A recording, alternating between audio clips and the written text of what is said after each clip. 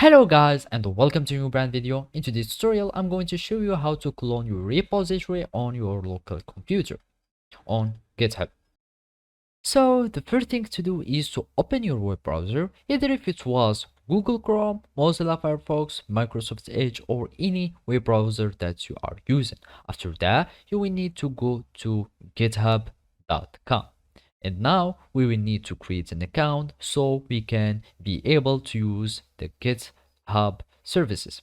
So basically all we need to do is to click on sign up and then it will redirect us to the sign up page. And now you need to add your email, then gmail.com or any other email that you are using. You click on continue, you create a password. So if it was anything like that, click on continue and then you will add a username, for example whatever the username was. Now you will need just to type yes or no if you want to have the emails and announcements. So click on no if you don't want to, and then you will need just to solve as a verification, you solve this puzzle. So we start this puzzle, identical objects, we do like this, and then you will do like that, and then you will create an account. So basically after you create an account, all you need to do is to verify your email by having copying the code that will be sent to your email, and then you will just paste it here and you will be able to create a new account on GitHub. After that it will sign in you and you will have access to use the GitHub repository.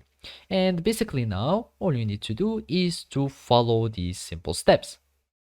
So now after that you log into your account, all you need to do is to go to your repository here and then you will click on code and go to HTTPS and then copy this link. After that we need to open our command prompt.